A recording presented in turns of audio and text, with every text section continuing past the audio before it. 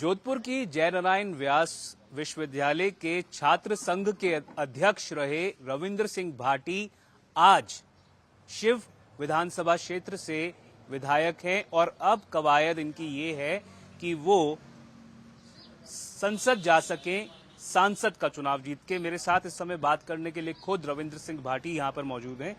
रविंद्र जी, भीड़ काफी आ रही है आपकी सभाओं में, क्या लगता है कि जो संख्या में लोग आ रहे हैं वो वोटों में तब्दील होंगे? पूरे तरीके में ना वोटर में तब्दील भी उसे और मेरा पूरा भरोसा है आने वाली 26 तारीख रा वोट रूप रे मीना वो आशीर्वाद में मन दे। जी रविंद्र जी, हिंदी में बात कर लेंगे। एक बार आपसे जानना चाहूंगा, आप 26 साल के युवा हैं, आपके पिताजी एक टीचर हैं, इतना जो समर्थन मिल रहा है आपको, उसके पीछे का क्या कारण देखते हैं? सब एक विश्वास है उनका। ये तमाम लोग पिता तुल्य बुजुर्ग, मातृशक्ति, युवा साथी और सतीसी कौम के जो लोग आ रहे हैं, उनको एक भरोसा है कि ये रविंद्र आगे आएगा, ये नेता नहीं हमारा बेटा बन के इस क्षेत्र के लिए काम करेगा, सेवा करेगा। जो क्षेत्र लंबे समय से पिछड़ा है, सीमांत जो क्षेत्र है, इसके लिए कुछ न कुछ करेगा। तो एक विश्वास है, वो विश्वास के साथ आ रहे हैं। जी, ये जो बाड़मेर जैसलमेर का लोकसभा का क्षेत्र है, इस यहाँ पर 3 त्रिकोणीय कॉन्टेस्ट हो चुका है। अब एक तरफ तो आप हैं जिनके सभाओं में अच्छी खासी संख्या में लोग आ रहे थे, दूसरी तरफ कैलाश चौधरी हैं, बीजेपी के नेता हैं, वर्तमान में सांसद हैं और केंद्र में मंत्री भी हैं, और तीसरी तरफ कांग्रेस की तरफ से आरएलपी से आए हुए उमेदराम बेनीवाल हैं। उनकी सभाओं में भी माना जा रहा है कि अच्छी खासी संख्या में लोग आ रहे हैं। तो आपको लगता है कि आप एक तरह से बीजेपी के वोट काटेंगे, या खुद आपको लगता है, आप आश्वस्त हैं कि जीत जो है वो आपकी होगी? सब सत्तीसी कोमरा लोग हमारे माता आशीर्वाद रख से मेरे ऊपर विश्वास जताएंगे, मुझे ये भरोसा है।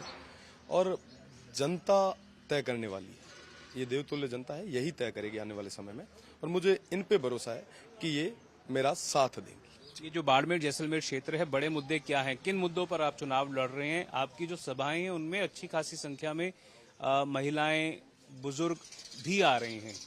सबसे बड़ी चीज हमारा ये जो क्षेत्र है, वेस्टर्न राजस्थान है, 77 साल बाद में भी आज तक पानी के लिए तरस रहा है।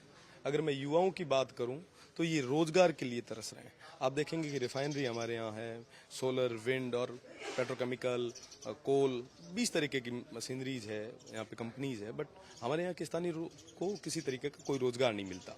साथ ही साथ में मैं अगर आपको बात करूं हेल्थ की, एजुकेशन की, जो बेसिक इंफ्रास्ट्रक्चर जिसकी जरूरत रहती है, उन सब तमाम चीजों की, तो वो किसी तरीके की नहीं है। आप देखेंगे कि हमारे जैसलमेर में भी टूरिज्म का सबसे बड़ा हब है, बट हमारे वहाँ पे ग्राउंड पे कुछ भी नहीं है। बड़ी जैसलमेर की आपने बात की, जैसलमेर का एक इलाका ऐसा है, बाड़मेर का भी, जो कि बॉर्डर से जुड़ा हुआ है, पाकिस्तान से जुड़ा हुआ है।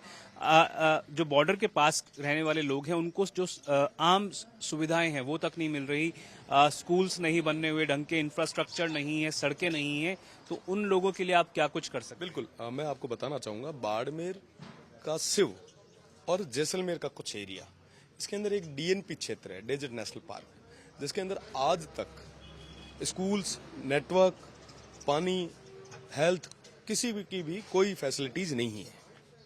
मैंने पहले भी बताया था सदन में, अभी जब असेंबली स्टार्ट हुई थी तो असेंबली में भी मजबूती से ये बात रखी थी, और आने वाले समय में भी उन लोगों के लिए भी करूंगा। और उसके साथ ही साथ में तमाम वो जो सीमांत क्षेत्र के लोग हैं जो आज भी बॉर्डर पे बैठे हैं, उनको मजबूत करने के लिए आने वाले समय में जनता के आशीर्वाद के साथ में देश की सबसे बड़ी पंचायत में बात रखेंगे। विधानसभा का जो चुनाव हुआ नवंबर 2023 में, उससे पहले आपने बीजेपी में शामिल होने का फैसला किया, आप शामिल भी हो गए, आपको टिकट नहीं मिली, फिर आपने बीजेपी छोड़कर निर्दलीय चुनाव लड़ा शिव से। इस बार ये अटकलें लगाई जा रही थी कि आपने फिर से बीजेपी से कांटेक्ट किया, आपको फिर से टिकट की दरकार थी, आपको टिकट नहीं मिली, आपने फिर से निर्दलीय चुनाव लड़ने का फैसला लिया, और बेहद मुमकिन है कि अगर आप चुनाव जीतते हैं तो आप बीजेपी में शामिल हो जाएं। इस बात को आप किस तरह से देखते हैं? देखिए साहब, राजनीति में उतार चढ़ाव आते रहता है, और मुझे ये जहाँ तक लग रहा है कि 2019 में मैं चुनाव लड़ने के लिए आगे आया था, पहली बार छात्र संघ का, युवाओं का साथ और सहयोग मेरे साथ में था। उस समय भी मैंने टिकट के लिए प्रयास किया, पर कारण ऐसे रहे कि नहीं मिल पाया। 23 के अंदर भी मैंने मेरे तरफ से पूरा प्रयास किया, पर स्थितियां वो बनी कि मैं वापस खाली हाथ रहा। पर जनता का साथ और सहयोग रहा, आशीर्वाद रहा, सत्तीसी कौम का आशीर्वाद रहा, शिव की देवतुल्य जनता का आशीर्वाद रहा, और मुझे बतौर 26 साल की उम्र में साधारण परिवार से आने वाले एक युवा को विधायक के रूप में एक पहचान दी। आज जो स्थितियां बनी है ये जनता का आदेश है। जनता ने आदेश किया कि आगे आके लड़ो, हमारे हक और अधिकारों के लिए लड़ो।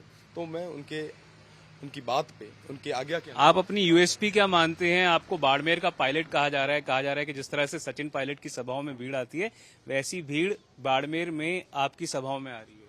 साहब, मैं रविंदर ही ठीक हूँ। मैं इन माताओं और बहनों का भाई हूँ, इन पितातुल्य बुजुर्गों का बेटा हूँ और इनके बीच में रह के इनकी सेवा करना चाहता हूँ। मैं रविंदर ही ठीक हूँ।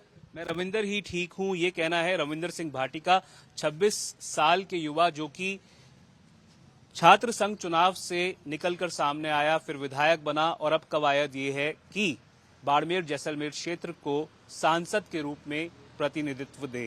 कैमरा पर्सन निखिल शर्मा और दिनेश बोरा के साथ मैं देवंकुर वधावन, बाड़मेर आज तक।